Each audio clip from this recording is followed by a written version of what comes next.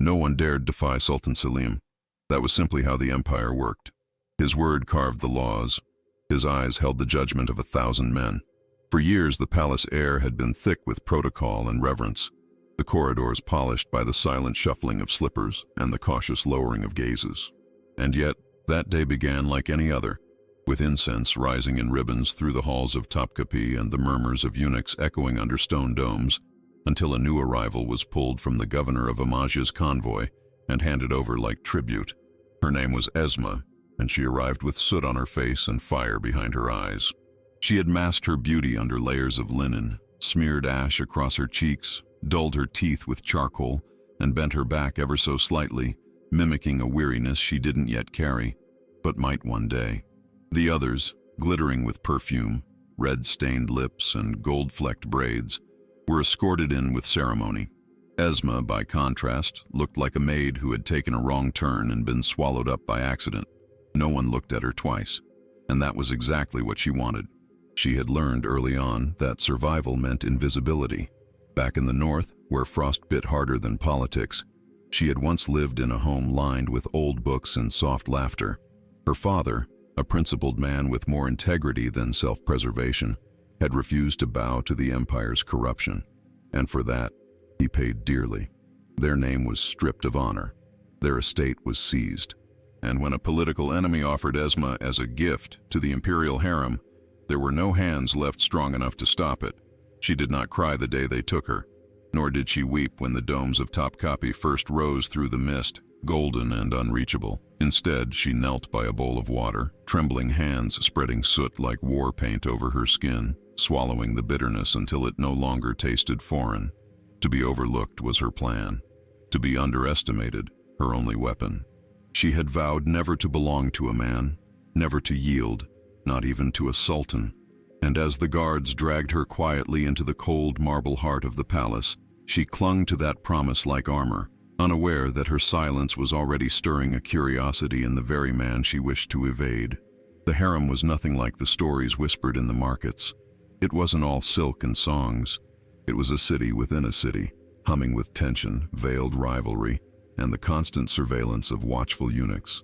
Esma, still cloaked in her disguise of grime and silence, was led past frescoed walls and fountains that glittered with deceptive calm.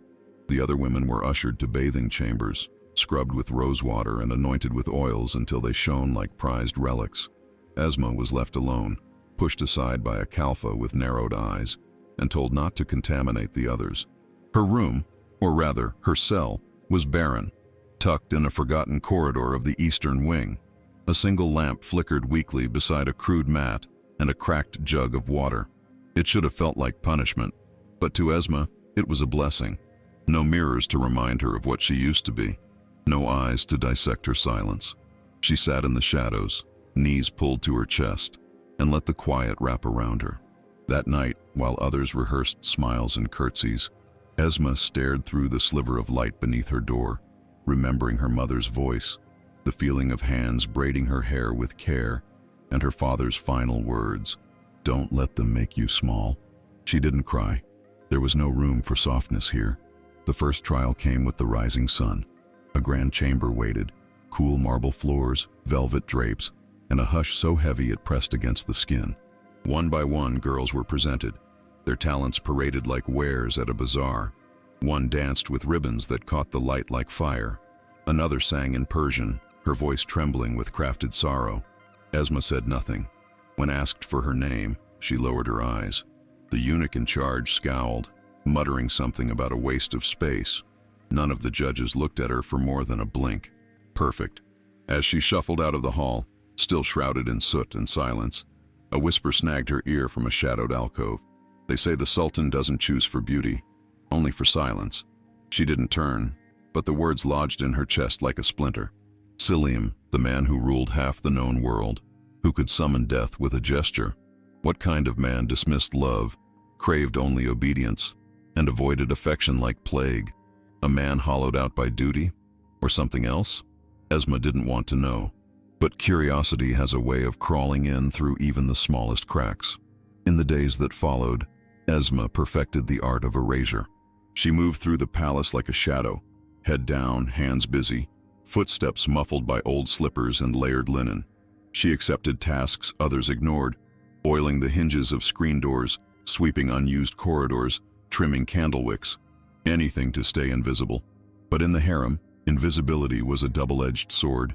Some women longed to be overlooked, others fought desperately to be seen. Esma watched them all. There were tears behind silk curtains and laughter as sharp as broken glass. The ones who cried were either new or already broken. The ones who laughed too loudly were dangerous, and the ones who remained completely silent, those were the ones you had to fear. She learned who held favor with which eunuch, who whispered in the corners, and which perfume was worn to charm versus poison.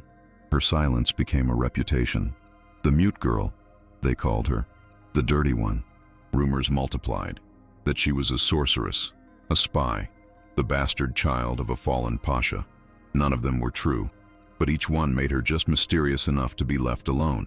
And yet, Esma knew. Too much mystery was just another way to attract the wrong eyes.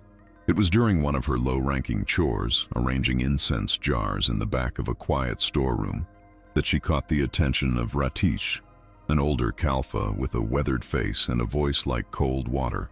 Ratish had been watching her, not with suspicion, but with something else. Caution, perhaps. Maybe even concern. One day, without a word, Ratish plucked Esma from her usual sweeping duty and motioned for her to follow. She didn't ask why. The older woman led her to a secluded part of the palace where only senior servants worked. From then on, Esma was assigned menial but safe tasks, polishing lanterns, refolding linens, tending the low lamps that flickered in unused prayer rooms. These jobs didn't attract attention, and Ratish never treated her with the contempt most Kalfas held for newcomers. One afternoon, while straightening the folds of Esma's worn veil, Ratish murmured, almost kindly, "You're not like the others. That may save you, or ruin you." Then she walked away, leaving Esma standing in stunned silence, the first warm hand having touched her since her mother's. And still the Sultan's name echoed faintly through the corridors, not from orders or proclamations, but from the silence he seemed to crave. And that silence, to Esma, was beginning to sound a lot like danger. Esma had no intention of becoming anyone's focus, but in a place like the imperial harem, intent mattered less than perception. Even without speaking, her presence was becoming a murmur. Girls glanced twice now when she passed. Some offered half-hearted sneers, others wary respect. Yet Esma's mind stayed locked on one thing: survival. Every night she reinforced her disguise, scraping soot under her fingernails, darkening the area under her eyes, hunching her shoulders just a bit more. She told herself it was enough, that as long as she kept her distance, no one would care who she really was.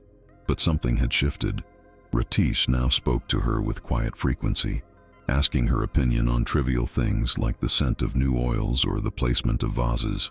And Esma, careful not to speak too much, gave her answers in the fewest words possible. She still hadn't sung since that night in the garden, but even that single whisper of melody, an old tune her mother used to hum, had betrayed something in her, because someone had heard her, someone had listened. And one morning, just after dawn, Esma found a handkerchief folded neatly on her mat. Plain white linen, no embroidery, no scent, but it was clean and new, and it hadn't come from anyone in her quarters. She tucked it away without a word, but her fingers trembled around the fabric for hours. She knew eyes were on her now, unseen but felt, like the cold presence behind a curtain or the weight of a gaze just beyond the doorway. And though no one said it aloud, the whispers had changed tone, not scornful, curious. One evening, while passing through a side corridor near the reading pavilion, she heard the unmistakable laughter of Nergis, the Sultan's favorite. It was sharp, crystalline, and beautiful, but Esma froze in place at the sound. That laugh wasn't joy, it was a warning. She didn't need to turn the corner to know that Nergis already viewed her as something more than a dusty rumor. And in the palace, the moment you became a threat to a woman like Nergis, the ground beneath your feet could shift before you even realized it. That night, Esma lay stiffly on her mat, veil still tight across her mouth, heart thrumming against her ribs like it wanted to escape her chest. She thought of her mother's voice, braiding her hair and saying, "Beauty fades, my flower, but what's unseen is what truly remains." And as she clutched those words like a rosary, she realized something terrifying. She was no longer just hiding. She was being hunted. The harem never truly slept. Even in the deepest hours of the night, there were always footsteps shuffling, lamps flickering, whispers curling under doorframes like smoke. Esma had learned to read the palace through its silences. The rustling of silk when someone moved too quickly, the subtle clink of bracelets removed with urgency, the way even breath held meaning. It was during one of these nights, just before dawn, that she awoke with a start. Something had shifted in the air, an unease that wasn't there before. She sat up slowly, her eyes already adjusted to the dark. That's when she heard it, a footstep too careful, too measured. Then the creak of her door. She moved fast, instinct more than thought, heart hammering against her ribs. A shadow slipped inside, small, cloaked, but not invisible, and in her hand glinted something Esma didn't need moonlight to recognize, a blade. The scream caught in her throat, but before the intruder could move closer, another figure burst into the room, Ratis. Her body collided with the attackers, knocking both to the ground. The knife clattered across the floor, spinning toward the lamplight. Esma didn't move. She couldn't. The paralysis of terror pinned her in place. Ratis wasn't gentle. She dragged the girl, because yes, it was a girl, one of the younger attendants, up by the arm and yanked off her veil. Beneath it, a familiar face stared up in pale horror, eyes wide with the shock of failure. One of Nergis's maids. Esma couldn't speak. Her body shook so violently she could barely breathe. Ratici turned to her, her voice low and cold. No one can know about this. Not yet. Then she disappeared down the corridor with the would-be assassin in tow, not waiting for a reply. When she returned hours later, Esma was still sitting on the floor, legs folded, veil pulled tight across her face, hands gripping her own sleeves to stop the trembling. Ratis said nothing. She just sat beside her, placing a thin wool blanket over her shoulders and resting her hand lightly on Esma's back. They remained like that in silence, the kind that only two people who've brushed against death can share. Esma knew now, whatever shield her soot and silence had once offered was gone. The game had changed. She was no longer a rumor. She was a target, and the only thing more dangerous than being chosen in the palace was being feared. After the attack, the walls of the palace felt closer. The corridors seemed narrower. Even the mosaics, once just decorative patterns, looked like eyes watching from every corner. Esma didn't speak of what happened. Neither did Ratis, but the unspoken truth lingered between them like smoke from a fire that hadn't gone out. The next morning, nothing was said, but changes came swiftly. Esma's duties were reassigned. She was no longer allowed in common areas, no longer ate with the others. Only Ratis was permitted to visit her quarters. The isolation was framed as protection, but in the harem, everyone knew what isolation truly meant. Whispers swirled, new ones, that she had angered the Sultan, that she was being punished for seducing him, that she had cursed someone. The truth didn't matter. Stories became shields and weapons all at once. Esma kept her veil on for the first few days, then slowly began removing it in her own space, alone. She stared at her reflection in a bowl of water, an unfamiliar woman staring back. Not the daughter of scholars, not a concubine, not even a prisoner. Just someone in between all of those, cracking apart from the pressure of becoming something she never asked to be. The worst part wasn't the isolation or the fear. It was the waiting. Selim didn't summon her. Not once. Days passed, then a week. Esma's heartbeat had grown used to his voice, his presence, the sound of his steps outside her door. She told herself it was relief, freedom from temptation, from danger. But relief never felt this hollow. Ratis brought her food, a few words and little else. She didn't know what the Sultan was thinking. No one did. That was the cruel power of his silence. It filled every space with doubt. And for Esma, it did something worse. It planted a seed, because now she didn't know what she feared more, being forgotten or being remembered. One morning, she folded the veil she used to wear and left it beside her lamp. She didn't destroy it, but she didn't reach for it either.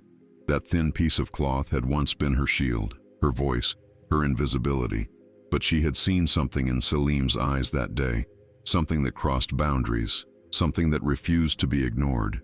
And deep inside, a thought began to whisper. Perhaps the veil wasn't the only thing she was ready to set aside.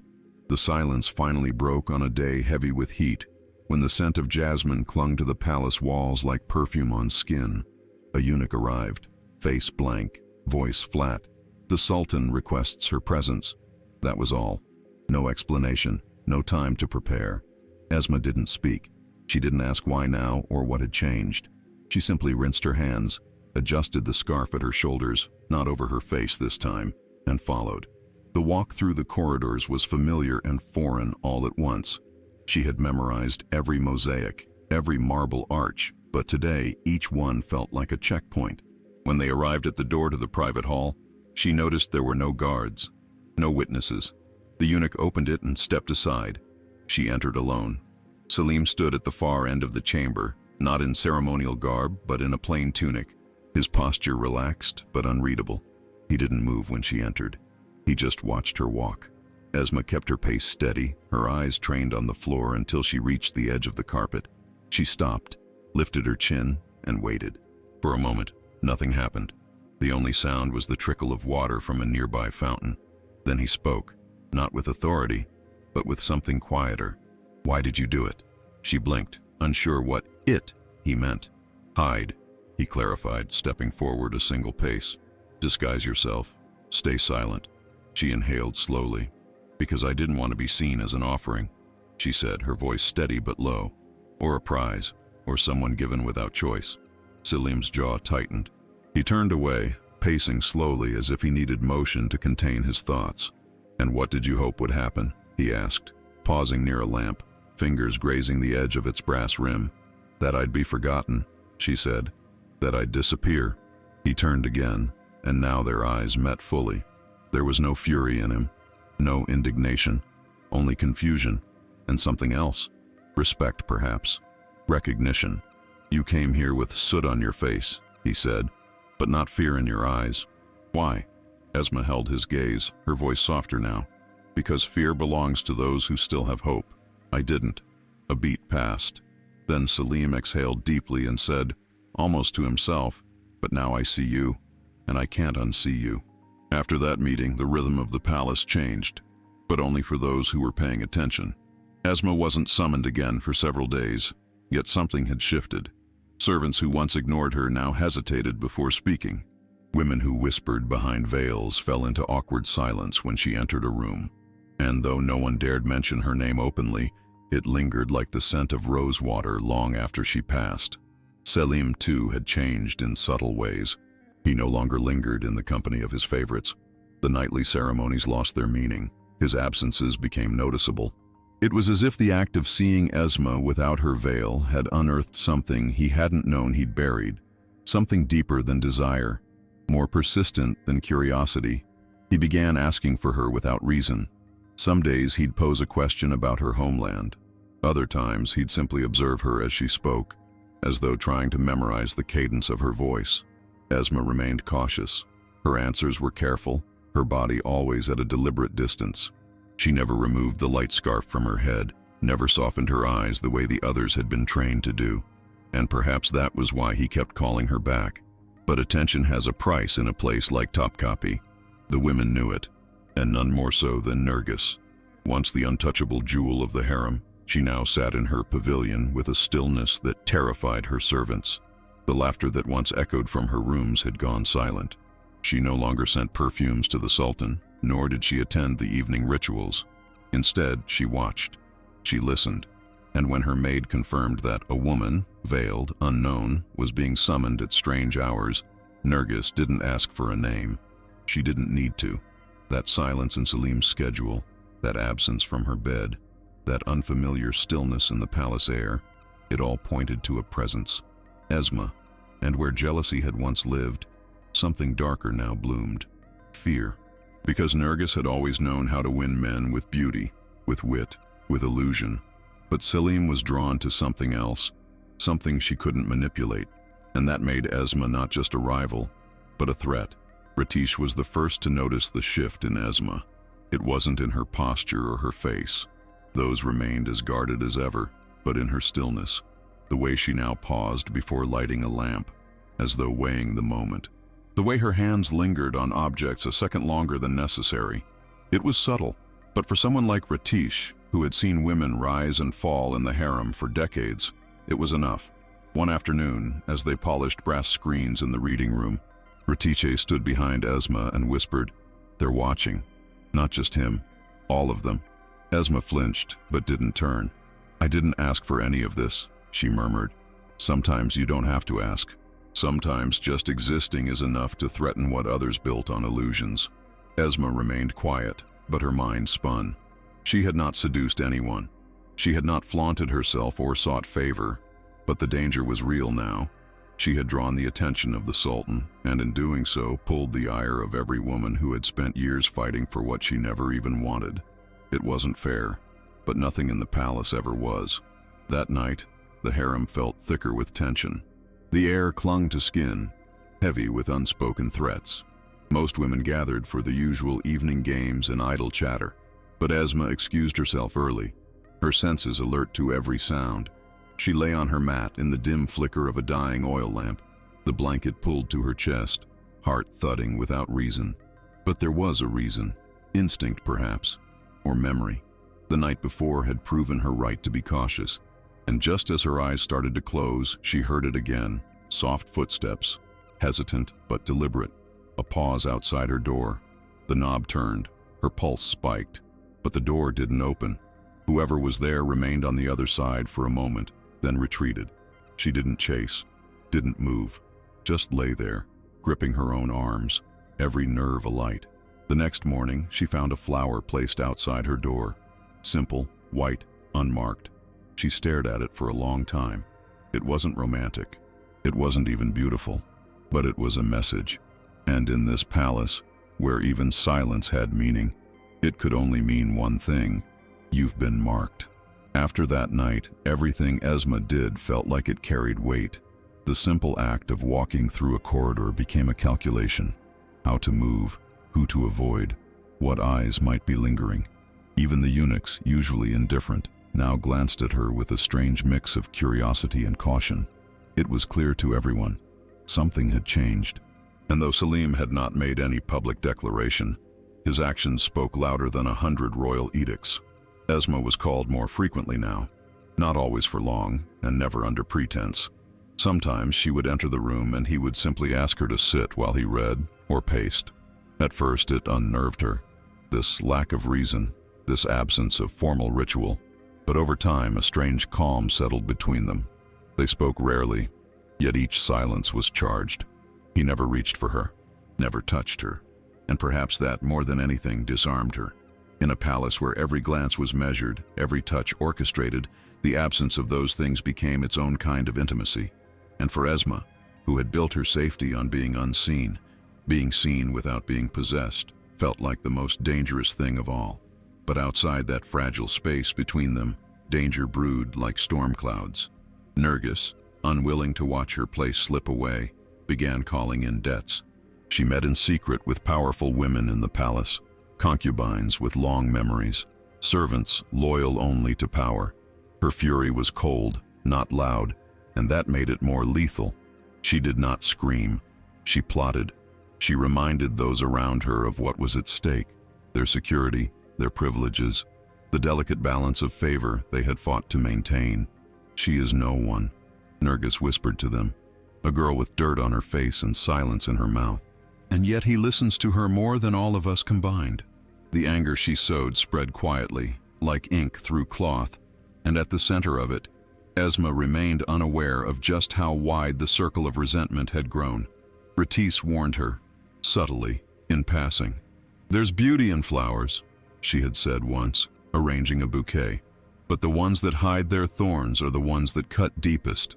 Esma didn't need more explanation. She had lived long enough to know when a woman's smile was the beginning of a knife. The palace was a place where love was whispered but never spoken aloud, where fear walked hand in hand with protocol, and where power disguised itself as courtesy. Esma had never expected to matter here. She had expected to survive, perhaps fade. But the strange pull between her and Selim had become impossible to ignore, not just by the women, but by the viziers, the advisors, the eunuchs whose job it was to report anything unusual.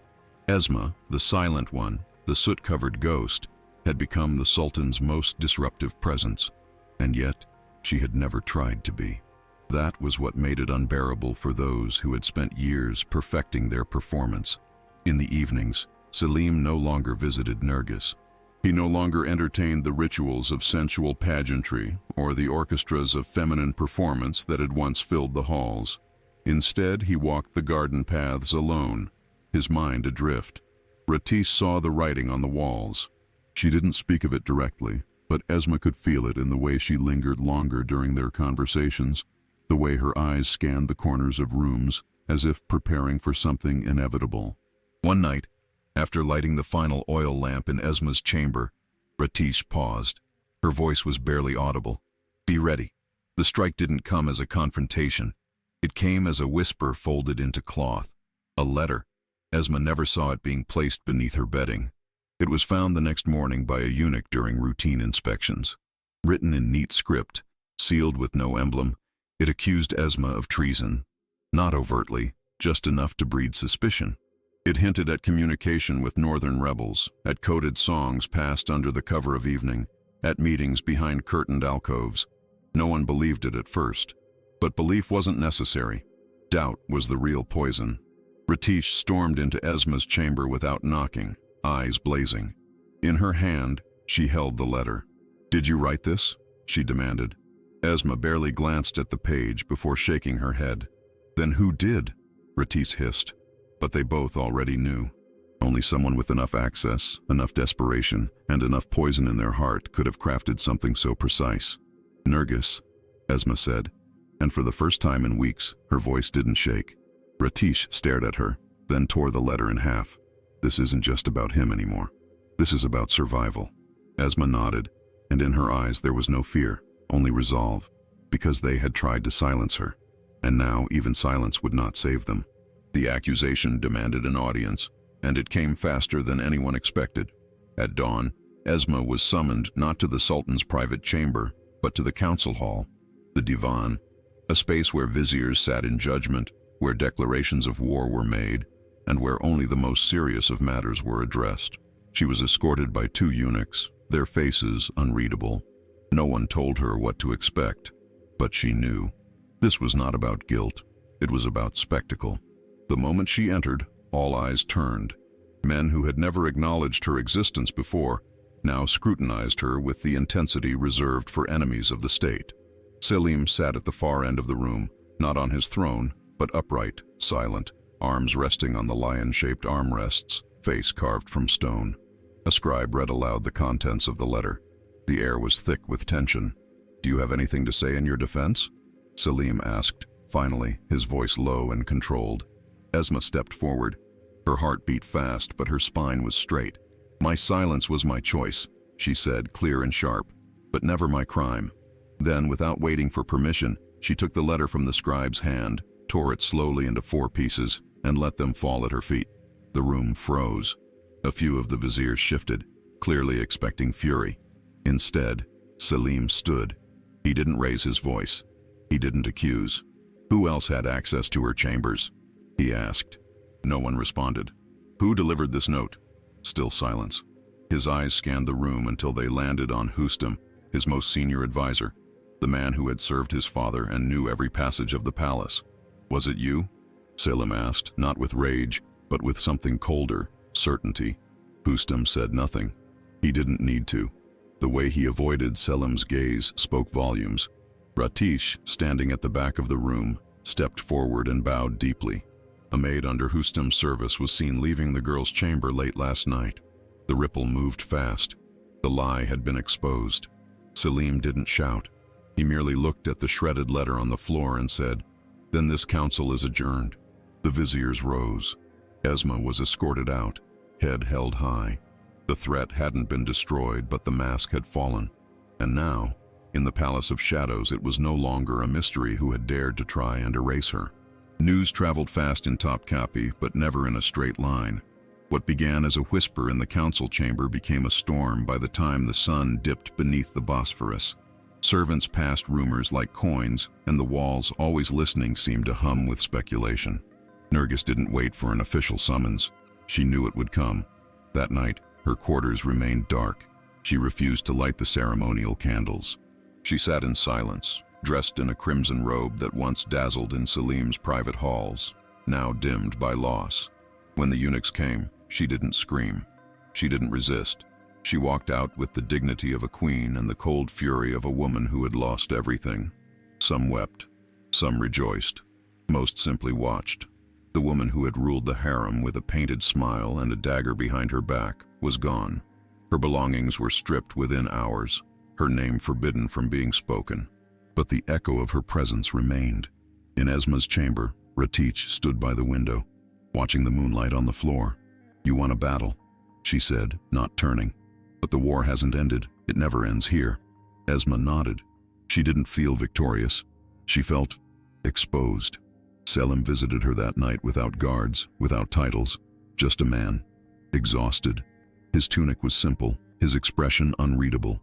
Esma didn't rise to greet him. She simply met his eyes. For a moment, they said nothing. Then he stepped closer, voice rough from where? "She tried to kill you." Esma looked down. She failed. She nearly didn't.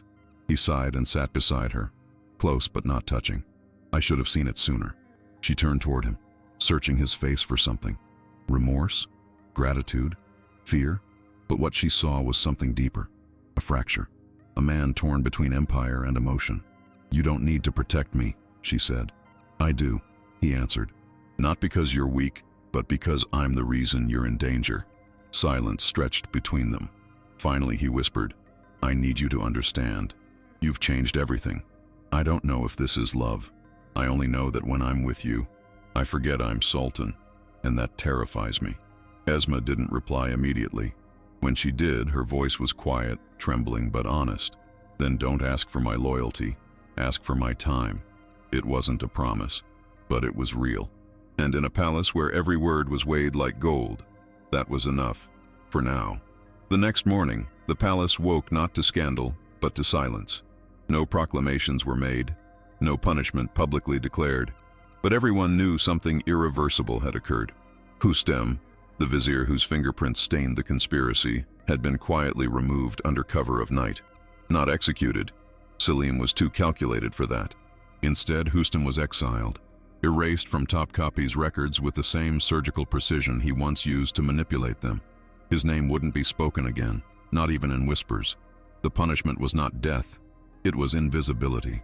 A fate worse than the sword in a world driven by legacy. Esma, meanwhile, remained untouched, unsummoned, and strangely at peace. Ratich, having recovered from her own poisoning, resumed her place by Esma's side, though now she moved slower, her hands trembling at times. She spoke less, but her presence was firm as ever. "They took their swing," she told Esma one evening, as they tended the oil lamps together, "and they missed. That makes you more dangerous than ever." Esma said nothing, but the words struck her deeply, because power, she was learning, didn't always arrive with a crown or a decree. Sometimes it arrived with a look, a refusal, a name spoken in silence, and yet power came at a cost. Esma began noticing how few people spoke to her now, not out of hatred, but fear. The women who used to glare now looked away. Servants who once scoffed now offered hurried bows. Even the eunuchs became more formal, avoiding eye contact. She had become something else, an enigma, wrapped in rumors and unspoken protections. Selim had not summoned her again since their last conversation, and though her heart ached with uncertainty, she understood the strategy. Any further attention could ignite unrest, but that didn't stop the palace from buzzing. Rumors painted her as a witch, a prophetess, a woman who had cursed the harem and bewitched the sultan with nothing but silence. And perhaps, in a way, that last one wasn't far from the truth. Esma knew she hadn't cast any spells, but she had done something far more threatening. She had survived without begging. She had walked into the empire's heart and refused to play the game. And now, even without Selim by her side, the memory of her defiance echoed louder than any flute or poem. She hadn't been chosen. She had been seen. And that, in a place built on illusion, was the most dangerous magic of all. Then, without warning, Selim returned. Not through decree or parade, but in the simplest, most disarming way. He walked into her chamber one evening just after sunset. No guards, no ceremony, just him. Esma was seated by the window, her fingers loosely braiding strands of thread that once belonged to a torn sash. She didn't startle. She didn't rise. She looked at him, the way one looks at a storm they've been waiting for. "Why are you here?" she asked softly. Selim stood in the doorway, hesitating. "Because I don't know where else to go." The answer hit harder than any declaration of love. He moved closer, slow, uncertain, nothing like the ruler of an empire. "Ratice told me something before I came," he added. "She said you only look at people when you're ready to forgive them, or when you've given up on them entirely." Esma tilted her head. "And which do you think this is?" He smiled faintly. "I'm hoping forgiveness." Silence again. But it was softer this time, less like tension, more like breath. Esma nodded toward the cushion across from her. He sat. They talked long into the night, not about betrayal or the palace or the women who still plotted behind silk curtains. They talked about childhood, about loss, about the strange ache that comes from remembering something you can never return to. Selim told her about his mother's gardens, how she used to hum while pruning citrus trees. Esma shared a story of her father, reciting poems under a canopy of northern pines. No vows were made, no touches exchanged, but something deeper passed between them, a recognition. Two people shaped by duty, scarred by silence, drawn to something they couldn't name. When he left just before dawn, he paused at the door. "Do you still see me as a man who took everything from you?" he asked. Esma looked at him for a long time before replying. "I see you now as a man trying to return something he can never replace." He nodded, and for once, there was no weight in his shoulders, just understanding. As he disappeared down the corridor, Esma exhaled for the first time in hours. The veil, once folded neatly beside her lamp, remained untouched, not because she was trying to be seen, but because she no longer needed to hide. The days that followed carried a strange, almost sacred quiet, not the oppressive hush of fear that once haunted the corridors of the harem, but a stillness charged with anticipation. Everyone seemed to be waiting for something, an announcement, a scandal, a punishment, but none came. Selim resumed his imperial duties, stoic as ever in the public eye, but now his absences were harder to explain. Servants noticed him wandering the gardens at hours he once reserved for counsel. He no longer lingered in the company of advisors.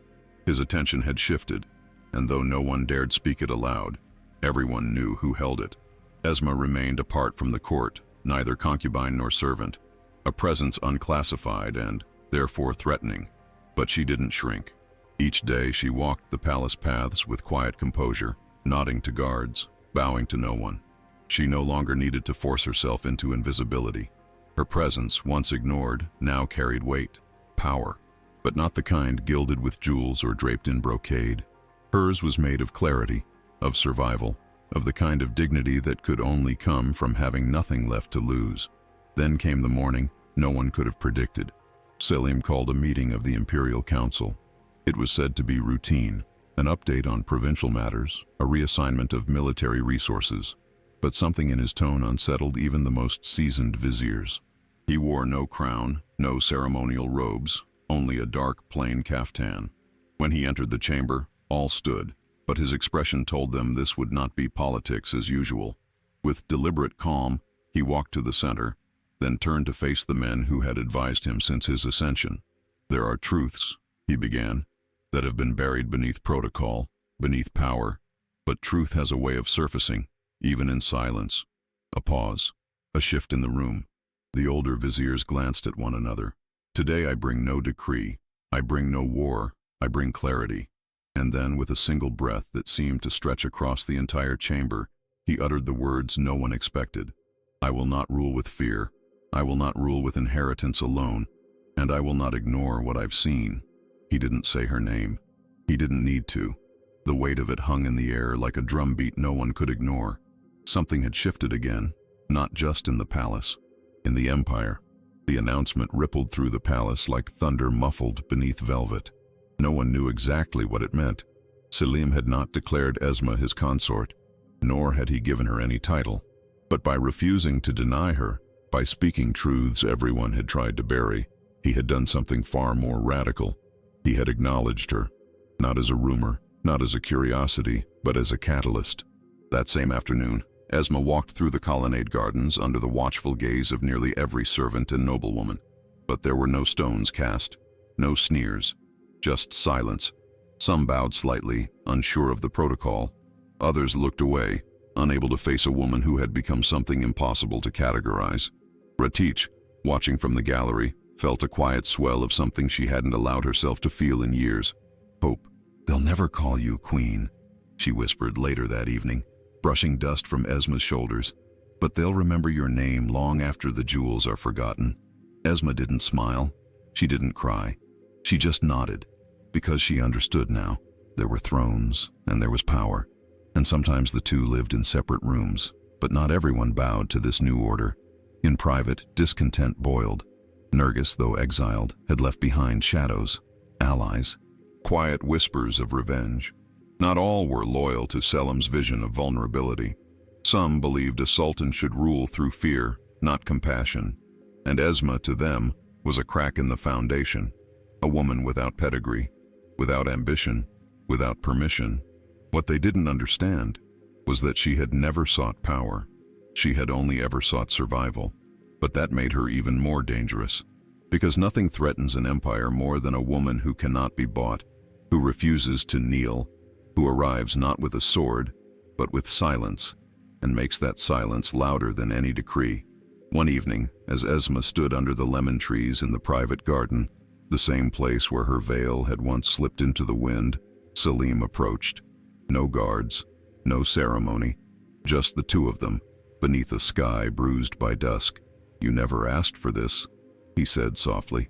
"No," she replied, "but it asked for me." He reached for her hand, not as a ruler, but as a man stripped of his role. She let him, and though no titles were exchanged, no declarations made, something ancient settled in that moment, a promise not of possession, but of recognition, of equals. The palace of Topkapi would never be the same. Long after the drama of the council faded, long after the whispers lost their edge, Esma's presence remained imprinted in its stone. She didn't move into the grand chambers reserved for royal favorites. She didn't drape herself in emeralds or demand fealty from the women who once envied her. Instead, she stayed where she had always been, just at the edge of power, just beyond reach. But her steps echoed differently now, not with hesitation, but with purpose. The eunuchs made space for her in the corridors without being told. The Kalfas nodded to her out of respect, not obligation. Even the youngest girls, the ones who once mimicked others' flattery, began to seek her gaze, as if wondering how she had done the impossible. Esma never answered their questions. She simply carried herself with the same quiet dignity that had protected her all along. In a palace ruled by masks, she had chosen to reveal herself, and somehow that had changed everything. Selim, too, had changed. He ruled with the same decisiveness, but no longer from behind a wall of indifference. His voice carried the weight of someone who had been seen and had chosen, for once, to see back. No one knew what would come next. There was no wedding, no public celebration, but there were walks shared through the private gardens, conversations that carried long into the night, glances held longer than tradition allowed.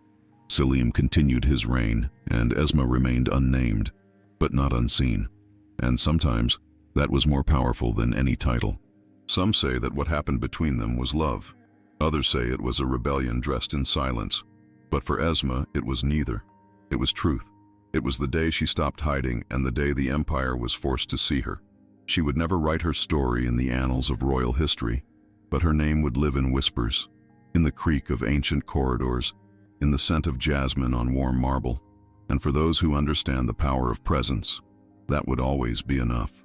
Because sometimes the most powerful woman in a palace isn't the one seated beside the throne, but the one who made the throne tremble simply by standing. And if you've come this far in the story, don't forget to subscribe to the channel.